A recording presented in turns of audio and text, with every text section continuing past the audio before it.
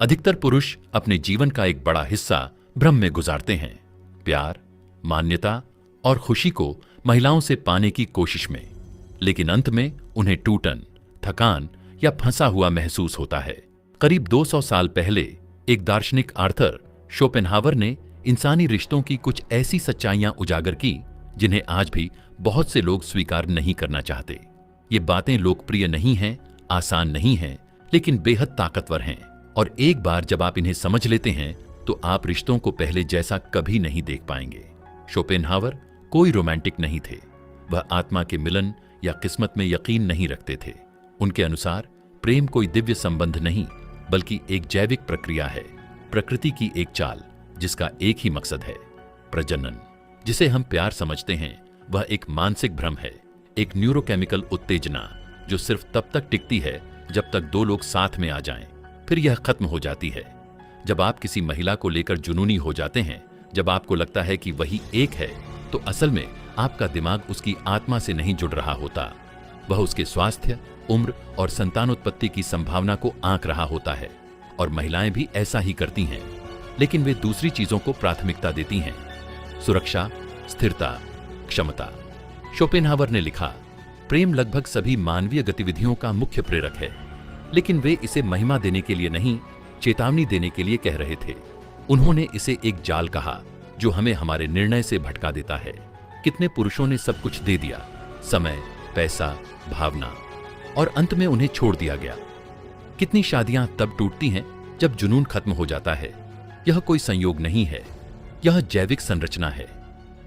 महिलाएं अपने साथी को न्याय, वफादारी या प्रयास के आधार पर नहीं चुनती। वे उस पुरुष को चुनती हैं जिसमें सबसे ज्यादा मूल्य होता है, सुरक्षा, संसाधन, स्थिति। और अगर कोई पुरुष यह नहीं दे सकता तो उसका समर्पण मायने नहीं रखता। यह कड़वाहट नहीं है, यह जैविक ही है। डेटिंग ऐप्स देखिए, एक छोटा प्रतिशत पुरुष सबसे ज्यादा ध्यान पाता है। तलाक के आंकड़े देखिए, पुरुषों को ज्यादा नुकसान होता है। इतिहास देखिए, राजाओं को भी ऐसी महिलाओं ने मात दी जिन्हें उन्होंने खुद सराहा था। अधिकतर पुरुष मानते हैं कि प्रेम मेहनत से अर्जित किया जाता है, लेकिन सच्चाई यह है कि प्रेम बदले में नहीं आता। यह किसी के मूल्य की प्रतिक्रिया है, और वह मूल्य सेवा से नहीं, ताकत से आता है। महिलाएं अच्छे पुरुष पर नहीं, आत्मनिर्भर, मजबूत पुरुष पर आकर्षित होती हैं। जिस पल कोई पुरुष अपने जीवन का केंद्र किसी महिला को बनाता है, वही पल वह आकर्षण खो देता है। शोपेनहावर ने इसे स्वामित्व का विरोधाभास कहा। पीछा करना मजेदार है, पाना उबाऊ हो जाता है, और जब रहस्य खत्म हो जाता है, आकर्षण भी चला जाता है। लेकिन बात यह नहीं कि महिलाओं को दोष दें, बात है सिस्टम को समझने की।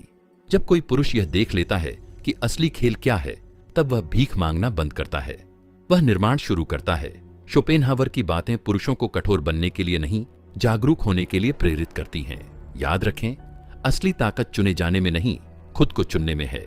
और इससे भी गहरी सच्चाई यह है कि आज के पुरुष असफल इसलिए नहीं हो रहे क्योंकि वे कमजोर हैं, बल्कि इसलिए क्योंकि उन्हें कभी सिखाया ही नहीं गया कि असली नियम क्या है। जैविक निष्पक्ष नहीं है। और जब समाज समानता की बात करता है, प्रकृति अपनी पुरानी भाषा बोलती है, जहां महिलाएं चयनकर्ता होती हैं और पुरुषों को अपनी कीमत साबित करनी होती है। पुरुष की असली ताकत संघर्ष, अनुशासन और आत्मनिर्भरता से बनती है।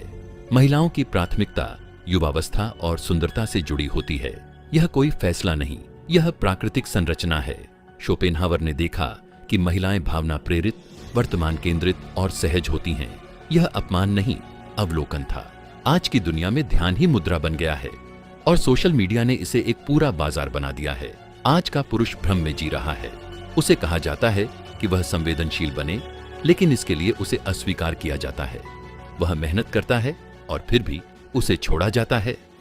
यह सिर्फ इस्तेमाल होने की बात नहीं है, यह उस प्रोग्रामिंग की बात है जिसमें उसे सिखाया गया कि प्यार ही सब कुछ है, कि वफादारी का इनाम मिलेगा, कि त्याग से सुरक्षा मिलेगी। लेकिन शोपेनहावर ने इसे बेधड़क देखा। एक पुरुष को उसके होने के लिए नहीं, उसकी उपयोगिता के लिए पसंद किया जाता है, और जैसे ही वह उपयोगिता खत्म होती है, वह भी अप्रासंगिक हो जाता है।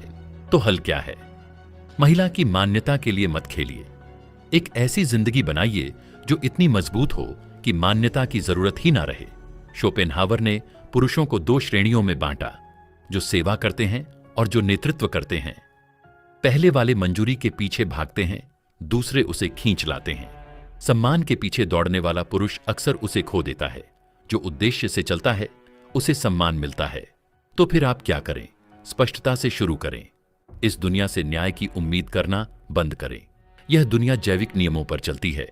प्यार से मुक्ति की उम्मीद मत कीजिए। खुद को बचाना शुरू कीजिए। आज का सफल पुरुष नाराज नहीं होता, वह जागरूक होता है। वह भ्रम से आगे देखता है। वह इंसानी व्यवहार को समझता है और उसके अनुसार खुद को ढालता है। महिलाएं आपकी दुश्मन नहीं हैं, वे प्रकृति का प्रतिबिंब हैं, और अगर आप प्रकृति से लड़ेंगे तो हारेंगे, लेकिन अगर आप उसके अनुसार ढलेंगे तो विकसित होंगे। सबसे मजबूत पुरुष ना तो पीछा करते हैं, ना ही छल करते हैं।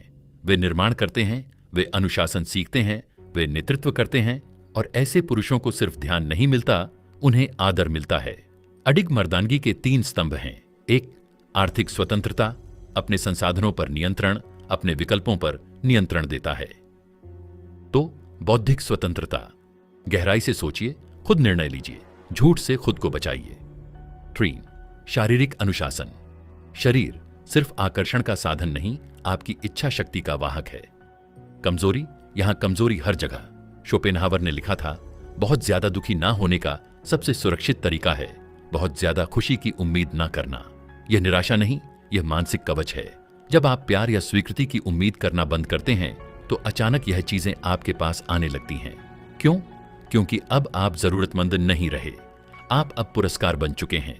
अंत में वह झूठ जो पुरुषों को तबाह करता है, महिलाएं नहीं कहती, पुरुष खुद से कहते हैं। झूठ को छोड़िए, सच्चाई को अपनाइए और एक ऐसी जिंदगी बनाइए जिसे कोई छीन ना सके। यही सच्ची मर्दानगी है